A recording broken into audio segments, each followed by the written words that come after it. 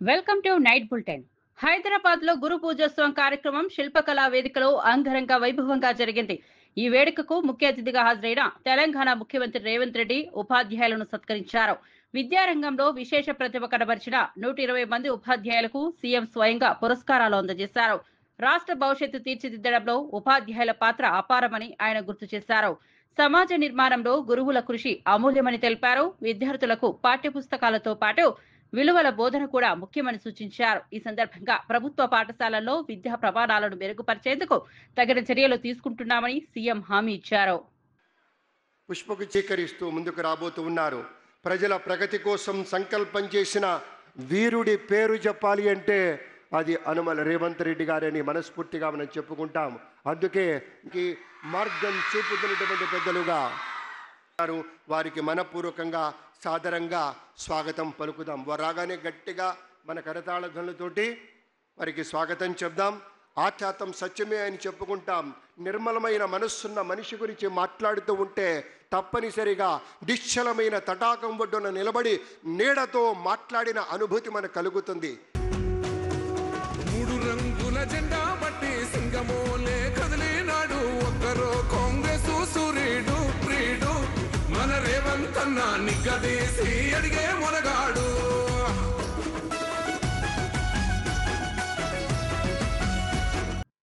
71 ఏళ్ల క్రితం ఒక్క అడుగుతో ప్రారంభమైన ఖైరతాబాద్ గణేష్ ఉత్సవం ఈ రోజు 69 అడుగుల ఎత్తైన విగ్రహంతో దేశవ్యాప్తంగా ప్రత్యేక గుర్తింపును సాధించింది. ఈ సందర్భంగా సీఎం రేవంత్ రెడ్డి ఖైరతాబాద్ గణేష్ ప్రాధాన్యతను ప్రస్తావించారు.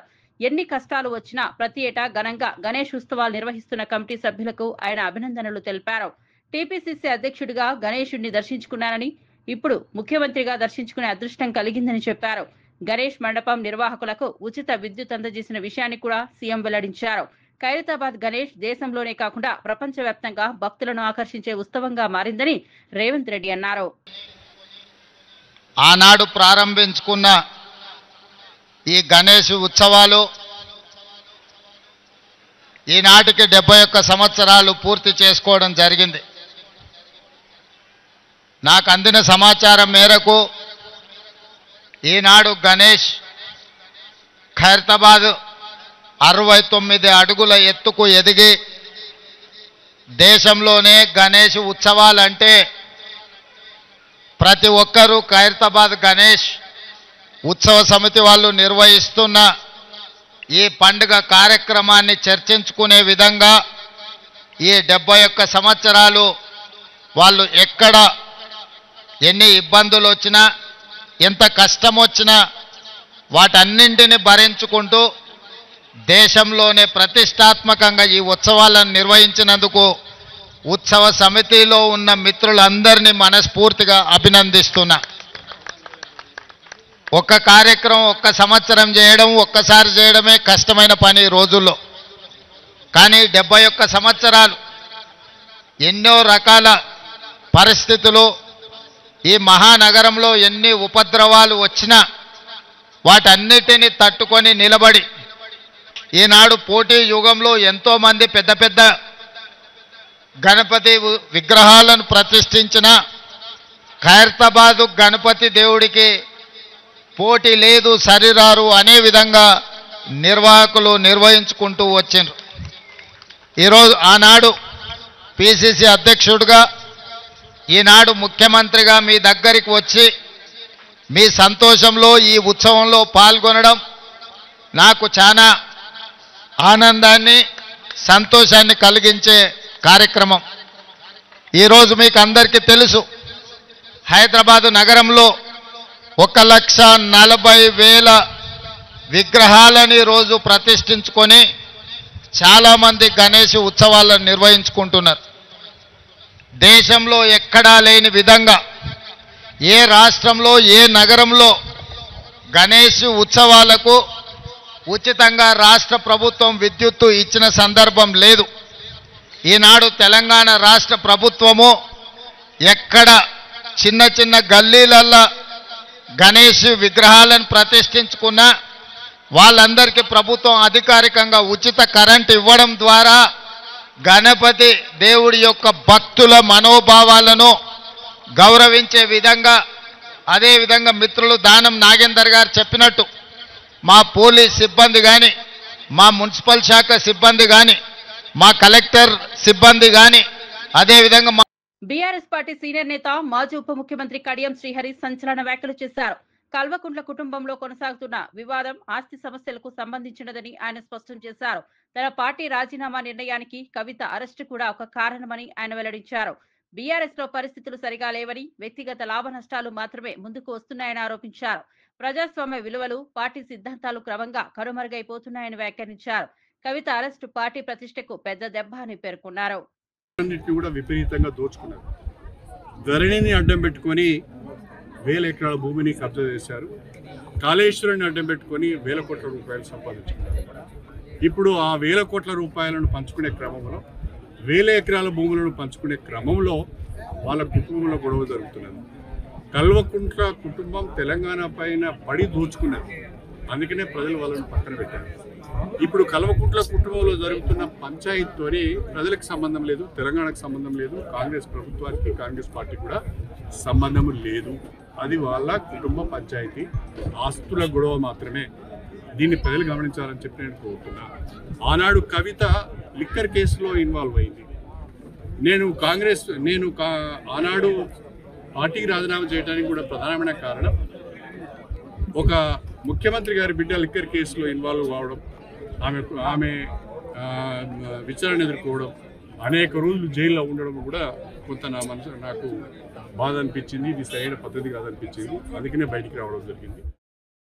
రాష్ట్రంలో ఏ పంటకు గిట్టుబాటు ధర ఇవ్వడం లేదని వైఎస్ఆర్ కాంగ్రెస్ పార్టీ అనకాపల్లి జిల్లా అధ్యక్షుడు మాజీ మంత్రి గుడివాడ అమర్నాథ్ తీవ్ర స్థాయిలో విమర్శలు చేశారు.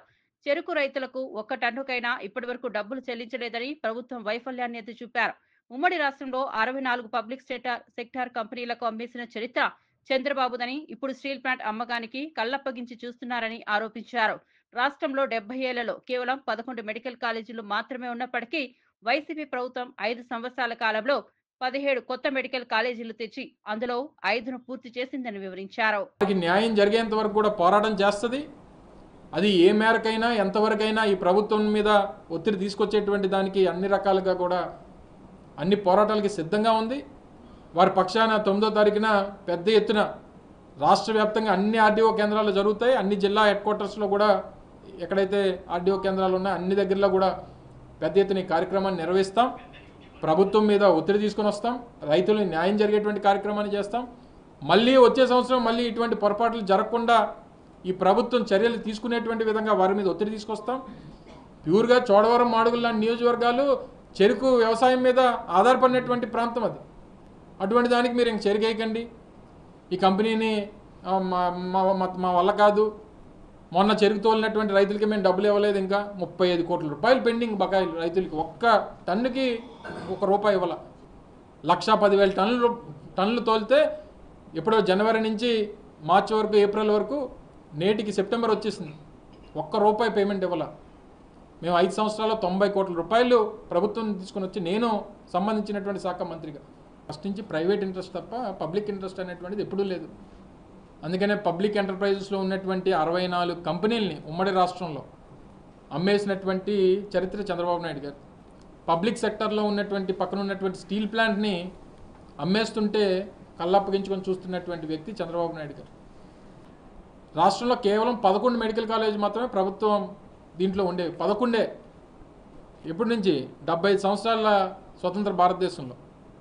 కానీ మాకు ఇచ్చినటువంటి 5 సంవత్సరాల కాలంలో జగన్మోహన్ రెడ్డి గారికి విద్య పట్ల, ముఖ్యంగా రాష్ట్రంలో ఉన్నటువంటి పేదవాడికి విద్యని చేరువ చేయాలని చెప్పి 17 మెడికల్ కాలేజీలు, 1, 2 కాదు, 17 మెడికల్ కాలేజీలు పెట్టి అందులో 5 కాలేజీలు ఓపెన్ కూడా చేశాం. సీట్లు కూడా ఇప్పుడు ఆల్రెడీ తీసుకుంటున్నారు. సీట్లు ₹2 కాదు, 8,500 కోట్ల రూపాయలు పెట్టి 17 మెడికల్ కాలేజీలని, మెడికల్ కాలేజీలకి మళ్ళీ 550 కోట్ల రూపాయలు పెట్టి, మెడికల్ కాలేజ్తో పాటు సూపర్ స్పెషాలిటీ హాస్పిటల్స్ పెట్టి, ప్రతి జిల్లా కేంద్రంలో కూడా ఒక సూపర్ స్పెషాలిటీ హాస్పిటల్ ఉండాలని చెప్పి ఆలోచన చేసి తీసుకొచ్చినటువంటి ఘనత జగన్మోహన్ రెడ్డి గారు. అప్పుడు మీ అందరికీ తెలుసు, అనకాపల్లిలో కూడా కాలేజీని ఏర్పాటు చేయాలని చెప్పి శంకుస్థాపన చేశాం. కొంతమంది కలిసి దాన్ని రాకుండా చేయాలి. మరి ఏం సాధిస్తారో తర్వాత చరిత్రహీనులుగా ఏ రకంగా మిగిలిపోతారో చరిత్ర చెప్తుంది ఇవంతా కూడా. సరే, దాన్ని నర్సీపట్నంలో మొదలుపెట్టాం. ఫస్ట్ ఫ్లోర్లు కూడా ఫౌండేషన్స్ అయిపోయినాయి, ఫస్ట్ ఫ్లోర్లు కూడా కంప్లీట్ చేసాం. ఈ ప్రభుత్వం వచ్చింది, ఆపేసి ఇప్పుడు నీకు కావాలని అడుగుతుంది. 99 రూపాయలకి మద్యం అన్నాం, 99 పైసలకి భూమి అన్నాం, ఇప్పుడు మీకు 999 రూపాయలకి మెడికల్ కాలేజ్ అంటాం. ఇంకేముంది నీది నీ కొడుకు. ఇదేదో నేను ఎవరో సరదాగా వస్తున్నప్పుడు ఎవరు చెప్తున్నారు. సరే, ఈ రాష్ట్రంలో ఇప్పుడు నుండి పరిస్థితులు చూస్తే వచ్చే సంవత్సరం ఎప్పుడో చంద్రబాబు నాయుడు పేరు మీద మాజీ ఎమ్మెల్యే సురేందర్ జాజల సీఎం రేవంత్ రెడ్డిపై తీవ్ర విమర్శలు చేశారు.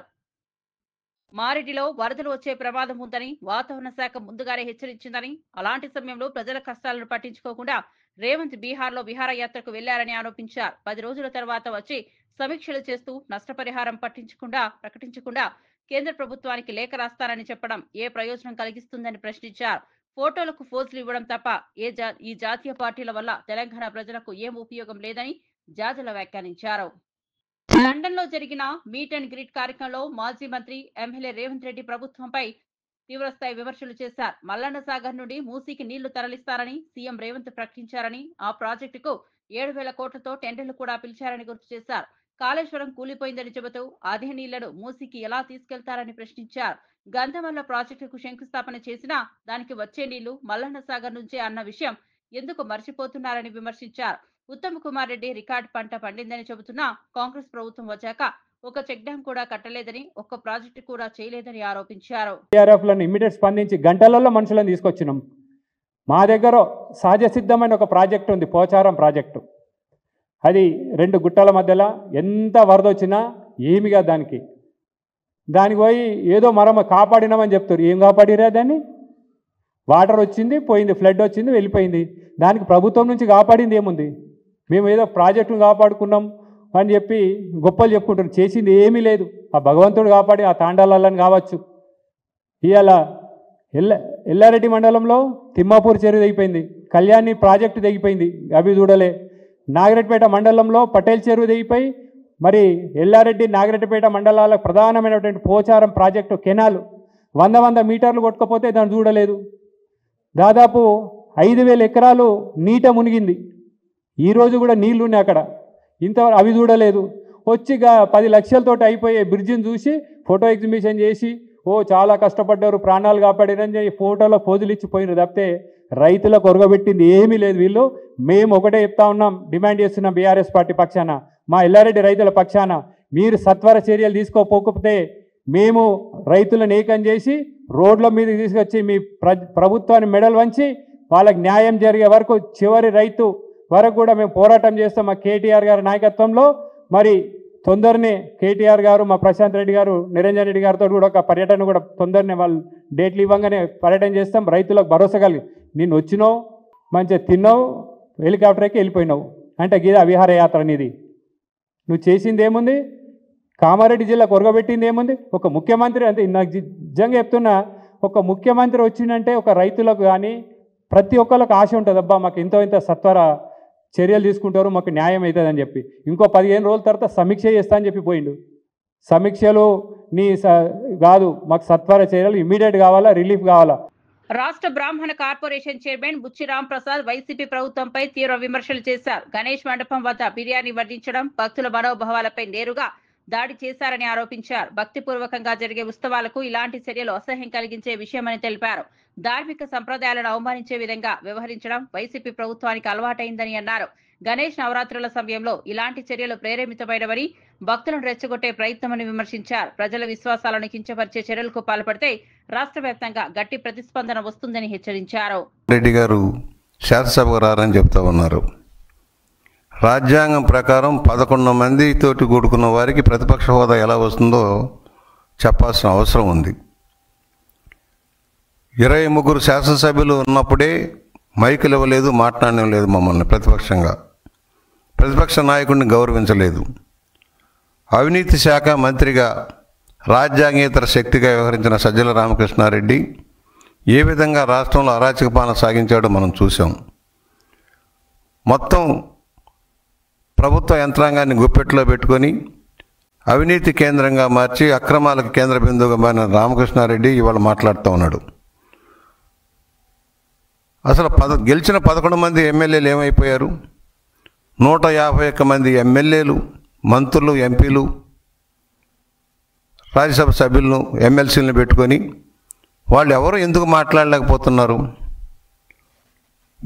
ఏ బాధ్యతతో నువ్వు మాట్లాడుతున్నావు? కనీసం నువ్వు కార్పొరేటర్గా గెలిచావా? ఎక్కడైనా ప్రజాప్రతినిధిగా ఎన్నికయ్యావా? కేవలం జగన్మోహన్ రెడ్డికి డిఫాక్టో సీఎం లాగా వ్యవహరించి అవినీతిని కేంద్ర బిందువుగా మారావు. నీ కొడుకుతోటి సైకో ఫ్యాక్టరీ పెట్టించి సైకో ద్వారా సోషల్ మీడియాని అడ్డం పెట్టుకుని దుష్ప్రచారం చేస్తూ ఉన్నావు. అసెంబ్లీకి వచ్చి మాట్లాడే దన్ను ధైర్యం నీ జగన్మోహన్ రెడ్డికి లేదు. తను చేసిన అరాచకాల అక్రమాలకు సమాధానం చెప్పాల్సి వస్తే పారిపోతా ఉన్నాడు. అలాంటి వ్యక్తికి మద్దతుగా నువ్వు మాట్లాడుతూ ఉన్నావు. బ్లూ మీడియా నాయకుడు నువ్వు. ఈరోజు కూడా కొన్ని వందల మందిని పెట్టి తప్పుడు ప్రచారం చేస్తున్నావు, గోబల్స్ ప్రచారం చేస్తున్నావు. ఏదైతే 6 సూత్రాల పథకాన్ని అమలు చేసి సంవత్సరంలోనే దాన్ని అమలు చేసి ఇవాళ దేశంలో ఏ రాష్ట్రం లేనన్ని పెన్షన్లు కానీ సంక్షేమ కార్యక్రమాలను అమలు చేస్తున్న రాష్ట్రంగా ఎన్డీఏ కూటమి ఉంది. రాష్ట్రంలో చంద్రబాబు గారి నాయకత్వంలో దానికి కూడా వక్ర భాష్యం చెబుతున్నావు. ఏదైతే ఎన్నికల ముందు చెప్పిన వాగ్దానాల్లో 70% పైగా అమలు చేసిన ఏకైక ప్రభుత్వం భారతదేశంలో ఎన్డీఏ కూటమి సారథ్యంలో తెలుగుదేశం ప్రభుత్వం. దాన్ని గమనంలో లేకుండా నువ్వు మాట్లాడుతున్నావు. ఏమైపోయారు వీళ్ళంతా? నిన్ను ఎందుకు అసహించుకుంటా ఉన్నారు? నీ పెత్తనం ఏంటి? బహుశా నేను అనుకుంటున్నాను నువ్వు వైసీపీ కార్యాలయానికి త్వరలోనే తాళాలు వేయిస్తావని అనుకుంటా ఉన్నావు. కేసుల మీద కేసులు వస్తూ ఉన్నాయి. దోపిడీ వాస్తవాలన్నీ వెలుగులోకి వస్తున్నాయి.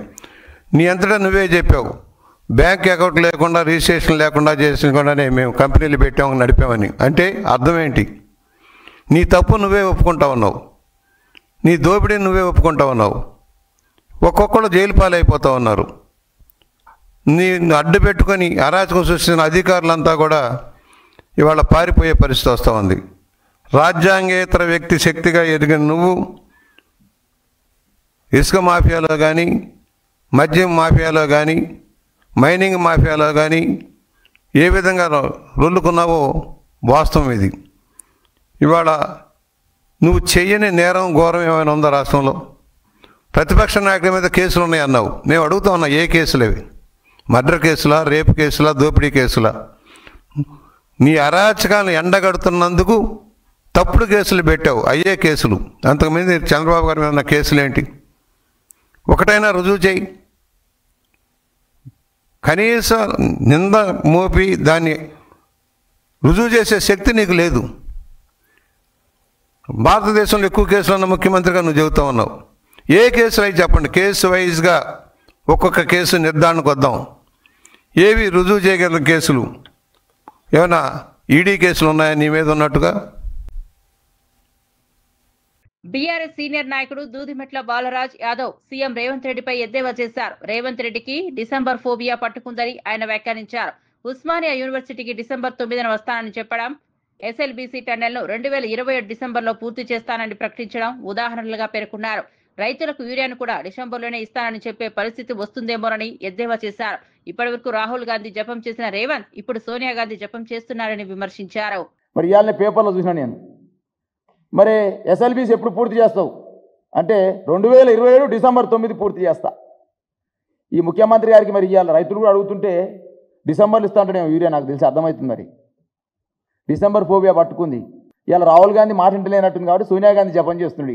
ఇక డిసెంబర్ ఉస్మాన్ సిటీకి వచ్చిన డిసెంబర్లో వస్తా, ఎస్ఎల్బీసీ పూర్తి చేసిన డిసెంబర్ 9న పూర్తి చేస్తా, యూరియా కూడా డిసెంబర్ ఇస్తానేమని నాకు అనుమానం వస్తుంది.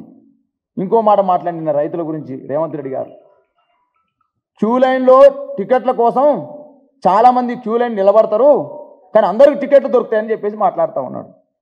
అయ్యా రేవంత్ రెడ్డి గారు, నువ్వు తీసే రేవంత్ రెడ్డి యూరియా అనే సినిమా తీస్తున్నావు కదా, రేవంత్ రెడ్డి యూరియా అనే సినిమాలో మాత్రం ఇటుక పెట్టెలు కనపడుతున్నాయి లైన్లా, ఆధార్ కార్డు కనపడుతున్నాయి లైన్లా, అదేవిధంగా రాళ్ళు కనపడుతున్నాయి లైన్లా, అదేవిధంగా జిరాక్స్ కాపీలు కనపడుతున్నాయి లైన్లో.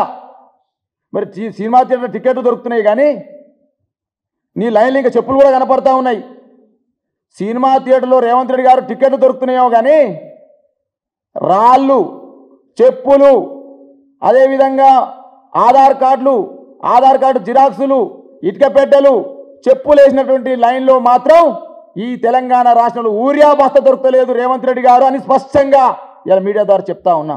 రైతులకు ఏం పని లేక ధర్నా చేస్తున్నారని మాట్లాడుతున్నారు రేవంత్ రెడ్డి. ఇంకో మాట మాట్లాడుతున్నాను, ఇలా రైతు బిడ్డలుగా మా మనసు కలత చెంది మాట్లాడుతున్నాం. ఇక్కడ ఇంకేం మాట్లాడుతుండినా ఎస్ఎల్బీసీలో టీబీఎంలు ఇరుక్కపోయి వాళ్ళకి 6 నెలలు 8 మంది అందులోకి పనిచేస్తూ పోతే 2 శవాలు తీసిండు, 6 శవాలు ఇంకా తీయలే బయటికి. వైసీపీ సీనియర్ నేత సజ్జల రామకృష్ణారెడ్డి కూటమి నాయకులపై అవాకులు చవాకులు పేలితే చూస్తూ ఊరుకోమని లీడ్ క్యాబ్ చైర్మన్ పిల్లి మాణిక్యాలరావు హెచ్చరించారు. సజ్జల వ్యాఖ్యలు అనవసరమైనవని, అసత్య ఆరోపణలతో రాజకీయ ప్రయోజనం చూడాలని ప్రయత్నిస్తున్నారని మండిపడ్డారు. సజ్జల వేసిన బాటలో నడవడంతోనే ఆయన కుమారుడు భార్గవ్ రెడ్డి జైలుకు వెళ్లే పరిస్థితి తలెత్తిందని వ్యాఖ్యానించారు. గత వైసీపీ ప్రభుత్వంలో భార్గవ్ రెడ్డికి సోషల్ మీడియా బాధ్యతలు అప్పగించి విష ప్రచారం చేయించారని ఆరోపించారు. గురవుతున్నట్టుగా అతని ముఖంలో చాలా స్పష్టంగా కనపడింది. ఏంటంటే సజ్జల భార్గవ్ రెడ్డి త్వరలో అరెస్ట్ అయ్యేటట్టున్నాడు. ఎంతమంది రాష్ట్రంలో అవినీతి అధికారులు అరెస్ట్ అయినా, అవినీతి చేసిన రాజకీయ నాయకులు అరెస్ట్ అయినా, చివరికి జగన్మోహన్ రెడ్డి అరెస్ట్ అయినా కూడా సజ్జల రామకృష్ణారెడ్డికి పెద్దగా బాధ అనిపించకపోవచ్చు. ఎందుకంటే పుత్రుడు కదా, ఆ పుత్రుడు పట్ల మంచి పనులు చేస్తే పుత్రోత్సాహం, ఆ పుత్రుడు నేర వృత్తి నేర క్రియలు చేస్తే బాధ కలగాలి. కానీ భార్గవ్ రెడ్డి ఎప్పుడు కూడా తండ్రిని ఉత్సాహపరిచేటువంటి కార్యక్రమాలు చేయలేదు, నేర క్రియలే చేశాడు. నేర క్రియలు చేయటానికి కారణం ఎవరయ్యా అంటే ఇప్పుడు నేను చెప్పినట్టు ఏ గురువు కాదు, ఏ విద్య నేర్పేటువంటి ఉపాధ్యాయుడైనటువంటి గురువు తప్పులు, అవినీతి లేకపోతే చెడు మార్గాన్ని ఎట్టి పరిస్థితుల్లో నేర్పరు. ఇక్కడ ప్రధానమైనటువంటి నేను ఇందాక చెప్పాను, మాతృదేవోభవ, మొదటగా తల్లి దేవుడితో సమానం, పితృదేవోభవ తండ్రి దేవుడితో సమానం, ఆచార్య దేవోభవ ఉపాధ్యాయుడు గురువు దేవుడితో సమానం. ఇక్కడ భార్గవ రెడ్డికి తల్లి అయినా తండ్రి అయినా గురువు అయినా సజ్జల రామకృష్ణారెడ్డినే. సజ్జల రామకృష్ణారెడ్డి ఒక పెద్ద క్రిమినల్ అయినటువంటి జగన్మోహన్ రెడ్డి దగ్గర బంట్రోతు పనిచేస్తూ ఉన్నాడు. నేరాలకి కావలసిన వ్యూహాలు తయారు చేసి ఇస్తూ ఉన్నాడు. పేపర్ పెట్టి, సాక్షి పేపర్ పెట్టి, పేపర్ టీవీ పెట్టి, ఈ రెండిటి ద్వారా తన అబద్ధాలకి నిజాల ముసుగు ఏ విధంగా వేయాలని చెప్పేసి చూస్తూ ఉన్నాడు. ప్రజల్ని ఏ విధంగా తప్పుదారి పట్టించాలని చూస్తూ ఉన్నాడు. విషయాన్ని ఏ విధంగా కక్కించాలని చెప్పేసి చూస్తూ ఉన్నాడు.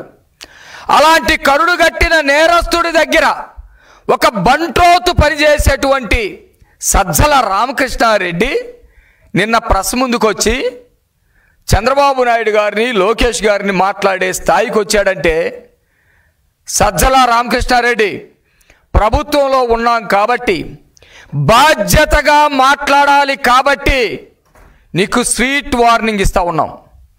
ఒళ్ళు దగ్గర పెట్టుకొని మాట్లాడు. నీకు రాజకీయాల గురించి మాట్లాడదలుచుకుంటే రాజకీయాల గురించి మాట్లాడు. అభివృద్ధి గురించి రావాలంటే చర్చకి నువ్వు కానీ నీ బఫోగాళ్ళు కానీ ఎవరినైనా పంపించు. ఇష్టం వచ్చినట్టు లోకేష్ తలకి మాసినోడు, పనికి మాలినోడు అనే పదాలు గనక మాట్లాడితే ఎగిరి తంతే తిహార్ జైల్లో పడతావు. ఏమనుకుంటున్నావు? మేము కూడా చాలా మాట్లాడగలం. నీవు అధికారంలో ఉన్నప్పుడు చేసినటువంటి వికృత చేష్టలన్నిటికీ ఏ విధంగా సమాధానం చెప్పామో మేము, ప్రజలు ఏ విధంగా సమాధానం చెప్పారో గుర్తెరిగి మాట్లాడు. పిచ్చి పిచ్చి కోతలు గనక లోకేష్ గారి గురించి మాట్లాడితే నాలుకలు తెగ్గోస్తాం. ఎవడ్రా యూజ్లెస్ ఫెలో, పనికి మాలినోడు, తనకమాసినోడు? ఒక రాజకీయ పార్టీకి సలహాదారుడుగా ఉన్న నువ్వు రాజకీయాల్లో ఎక్కడ గెలిచావని వచ్చి తిరుమల శ్రీవారిని పలువురు ప్రముఖులు దర్శించుకున్నారు. ఏపీ హైకోర్టు న్యాయమూర్తి జస్టిస్ సత్య సుబ్బారెడ్డి స్వామివారిని దర్శించుకుని ప్రత్యేక పూజలు చేశారు. పాట్నా హైకోర్టు జడ్జి అనుపమ చక్రోబరి కూడా ఆలయానికి విచ్చేసి మొక్కులు తీర్చుకున్నారు. జాతీయ మానవ హక్కుల కమిషన్ చైర్మన్ వి రామసుబ్రహ్మణ్యన్ ఈ సందర్భంగా కుటుంబ సమేతంగా స్వామివారిని దర్శించుకున్నారు. తెలంగాణ ప్రభుత్వ ప్రధాన కార్యదర్శి రామకృష్ణారావు కూడా తిరుమల శ్రీవారిని దర్శించి ఆలయ అర్చకుల నుంచి తీర్థ ప్రసాదాలను స్వీకరించారు.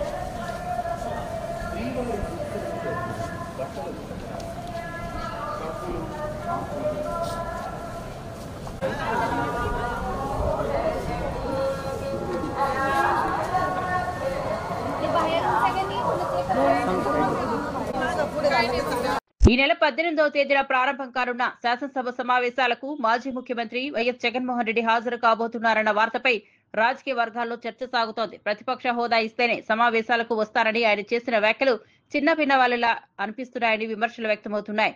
18 సీట్లు లేని పరిస్థితుల్లో ప్రతిపక్ష హోదా ఎక్కడి నుంచి వస్తుందని ప్రశ్నిస్తున్నారు. 175 స్థానాలు వస్తాయని చెప్పిన వైసీపీ ఈసారి 11 సీట్లు మాత్రమే వచ్చిన నేపథ్యంలో ప్రజాభిమానాన్ని తిరిగి పొందేందుకు ఆలోచించకుండా పదే పదే ప్రతిపక్ష హోదా కోరడం విడ్డూరంగా ఉందని అభిప్రాయపడుతున్నారు. ముఖ్యంగా 5 సంవత్సరాలు పూర్తి చేసిన వ్యక్తికి ఇలాంటి డిమాండ్లు అవసరమా అని ప్రశ్నిస్తున్నారు. అంతేకాదు 60 రోజులు అసెంబ్లీ సమావేశాలకు రాకపోతే డిస్క్వాలిఫై అవుతారని, అది చట్ట ప్రకారం జరుగుతుందని గుర్తు చేశారు. ఆయన ఎందుకంటే ఎమ్మెల్యే అన్న వాళ్ళు ఎవరైనా కూడా శాసనసభ సమావేశాలని బహిష్కరిస్తే వారు నిజంగా కూడా ఆ పదవికి అర్హత లేనట్టుగానే భావించాలి. శాసనసభ్యుడు శాసనసభ సమావేశాలకు రాకుండా మరి అందని ద్రాక్ష కోసం ఆరాటపడటం సమంజసం కాదు. మరి ఆయన జగన్మోహన్ రెడ్డి గారు వయసులో అంటే రాజకీయంగా మరి మాజీ ముఖ్యమంత్రి ఆయన, బట్ వయసులో ఆయనకన్నా మరి నాకు 10 సంవత్సరాలు ఎక్కువ ఉంది కాబట్టి మరి వయసులో పెద్దవాడుగా మరి రాజకీయ అనుభవంలో మరి ఆయనకు ఉన్నంత అనుభవం నాకు లేకపోయినప్పటికీ వయసులో పెద్దవానిగా శాసనసభ ఉపసభాపతిగా నేనైతే వైసీపీ మాజీ మంత్రి అంబటి రాంబాబు సత్తెనపల్లి టీడీపీ ఎమ్మెల్యేకు మద్దతు తెలుపుతూ సంచలన వ్యాఖ్యలు చేశారు. కన్నా లక్ష్మీనారాయణకు మంత్రి పదవి ఇస్తామని ఆశ చూపి తనపై పోటీకి నిలబడ్డారని, కానీ చివరకు ఆయనకు ఆ మంత్రి పదవి ఇవ్వలేదని పేర్కొన్నారు. మంత్రి పదవి ఇవ్వకపోగా నియోజకవర్గంలో కనీసం పెత్తనం కూడా కల్పించలేదని విమర్శించారు. లోకేష్ సత్తెనపల్లి నియోజకవర్గంలో మొత్తం ఆధిపత్యాన్ని దరువూరి నాగేశ్వరరావుకి అప్పగించారని మండిపడ్డారు. ఆయన సక్సెస్ రేట్ చాలా పిచ్చు. ఎందుకంటే ఓటమి ఇప్పుడు కాంగ్రెస్ పార్టీలో ఉండగా ఒక్కసారి ఓడిపోయాడు, ఓటమి చెందలేదు. మొన్న నా మీద కూడా గెలుపొందాడు. ఆయనకి మంత్రి ఇస్తానని తీసుకొచ్చి నా నియోజకవర్గంలో నా మీద పోటీ పెట్టారు, ఆయన గెలిచాడు. కానీ మంత్రి వల్ల ఆయనకి మంత్రి ఇవ్వకపోయారు, పెత్తనం కూడా లేదు. అక్కడ పెత్తనం అంతా కూడా డిఎన్ఆర్ దరువూరి నాగేశ్వరరావు అనే ఆయనది పెత్తనం. ఆయన కూడా మీ సామాజిక వర్గమే. నేను ఏదైనా విమర్శలు చేస్తే దరువూరి నాగేశ్వరరావు సైన్యమే సమాధానం చెప్పింది, కానీ పాప కన్నా లక్ష్మణ గారికి సమాధానం చెప్పడు. కారణం ఏంటంటే మొత్తం అంతా లోకేష్ గారు దరువూరి నాగేశ్వరరావుకే వసూలు చేసుకునే కార్యక్రమాన్ని అప్పచెప్పారు. కన్నా లక్ష్మణానికి ఆ పవర్ లేదు. పాపం కన్నా లక్ష్మణాన్ని చూస్తే జాలేస్తుంది. ఆ దరువూరి నాగేశ్వరరావు గారి మీద ఈ మధ్యన నేను షిఫ్ట్ ఆపరేటర్ల విషయంలో విమర్శ చేశాను, సత్తెనపల్లి వెళ్ళి విమర్శ చేశాను. షిఫ్ట్ ఆపరేటర్లు ఎవరైతే నేను ఇచ్చానో వాళ్ళందరినీ కూడా తొలగించే కార్యక్రమం చేశారు. వారి దగ్గర పైసా కూడా కక్కుట్టి పడుకోకుండా నేను ఇచ్చానని చెప్పాను. దానికి పోటీగా దరువూరి నాగేశ్వరరావు లోకేష్ చంద్రబాబు నాయుడు కలిసి ఈ వార్త రాయించి నన్ను ఏదో ఇబ్బంది పెట్టాలనేటువంటి ప్రయత్నం మీరు చేస్తారు. YSR Congress party state coordinator Sajjala Ramakrishnareddy గురువుల ప్రాధాన్యం, విద్యారంగ అభివృద్ధి గురించి కీలక వ్యాఖ్యలు చేశారు. భవిష్యత్ సమాజ నిర్మాణంలో మనిషిని తీర్చిదిద్దడంలో సహకరించిన ప్రతి ఒక్కరిని గురువులాగానే భావించాలని పేర్కొన్నారు. ప్రభుత్వ పాఠశాలను కార్పొరేట్ స్థాయిలో తీర్చిదిద్దిన ఘనత వైఎస్ జగన్మోహన్ రెడ్డిదేనని సజ్జల తెలిపారు. విద్యారంగంలో చేపట్టిన సంస్కరణలు, పాఠశాలల ఆధునీకరణ, మౌలిక వస్తువుల అభివృద్ధి, డిజిటల్ టెక్నాలజీ వాడటంతో ప్రభుత్వ పాఠశాలలు కొత్త రూపు దాల్చాయని ఆయన వివరించారు. పూజోత్సవంగా ఉపాధ్యాయ దినోత్సవం అనేది ఒక స్థాయి అయితే దానికి మించిన గౌరవం ఇస్తూ మనం జరుపుకుంటున్నాం. విద్యార్థులకు మంచి భవిష్యత్తునిచ్చే వేదికలుగా విద్యాలయాలు ఉండే రకంగా 360 degrees ఆలోచించి పూర్తిగా అమలు చేసిన ప్రభుత్వం వైఎస్ఆర్సీపీది అండ్ ముఖ్యమంత్రి జగన్మోహన్ రెడ్డి గారు అన్న విషయం మనకు 1924 మధ్య 5 ఏళ్లలోనే ప్రస్ఫుటంగా కనపడింది. అలాంటి అవకాశాలు అందక తప్పనిసరి పరిస్థితుల్లో ప్రభుత్వ పాఠశాలకు తప్ప దిక్కు లేదనుకునే వాళ్లకు ఈ ప్రభుత్వ పాఠశాలని ఆ స్టాండర్డ్కి తీసుకుపోవడం, వీటిని గ్లోబల్ వీటితో అనుసంధానం చేసే ప్రక్రియ బ్రహ్మాండంగా ఈయన చేశారు జగన్మోహన్ రెడ్డి గారు. దాంట్లో పార్టీ మీకు తెలిసి ఇంగ్లీష్ మీడియం వచ్చింది, బైలింగ్వల్ టెక్స్ట్ బుక్స్ అయినా, లేదా ఐబీ ముందు సిబిఎస్ఈ తర్వాత ఐబీ తీసుకొచ్చి ఇంట్రడ్యూస్ చేసిన, ఇవన్నీ సింక్ చేయడం, మొత్తం ప్రపంచం పోతున్న దారిలో మనదలను సింక్ చేయడం. ఏదో డిగ్రీ తర్వాత బీటెక్ తర్వాత ఒక్కసారి పోయి సముద్రంలో దూకినట్టు కాకుండా ఇప్పటి నుంచే వరల్డ్ వైడ్ ఎట్లుందో, ప్రోగ్రెసివ్ కంట్రీస్ ఎట్లున్నాయో, డెవలప్డ్ కంట్రీస్ ఏ సిస్టమ్ ఫాలో అవుతున్నాయో మనం కూడా ఆ లైన్లో పోతూ మెల్లగా దాంతో సింక్ చేయగలిగితే మన వాళ్ళు ఎక్కడికైనా పోయి రాణించగలరు అనే ఒక బ్రాడర్ విస్తృతమైన ఆలోచన, ఒక విధానం అది. ఈ మొత్తం దీంట్లో కీ రోల్ ఎవరిది అంటే ఉపాధ్యాయులది. ఎందుకంటే ఇది అల్టిమేట్ చేయాల్సింది స్టేక్ హోల్డర్స్లో ఈ మన ఫ్యూచర్ను తయారు చేసే చెక్కే శిల్పులు లాంటి ఉపాధ్యాయులు. సమాజం ఏ కోర్సు ఎట్లా వెళ్ళాలి, రాష్ట్రం ఏ దిశగా నడవాలి, అవసరమైన బ్రాడ్ అన్ని విధానాలు నిర్దేశించుకోవడంతో పాటు అమలు చేయగలిగి భవిష్యత్తును మంచిగా మలిచే రకంగా ఎట్లా చేయాలని ఆలోచించేంత స్వాతంత్రము, స్వేచ్ఛ కూడా ప్రభుత్వాలకు ఉంటుంది. కాబట్టి అవి మనం ప్రభుత్వాలను ఎన్నుకుంటాం, విధానాలు అవే పనిచేసేది అక్కడే. వాటిలో అతి ముఖ్యమైనవి ఏంటి? ఈ రెండు, ఎడ్యుకేషన్ ఏదైతే ఎంటైర్ సొసైటీని బిల్డ్ చేసేది, హెల్త్.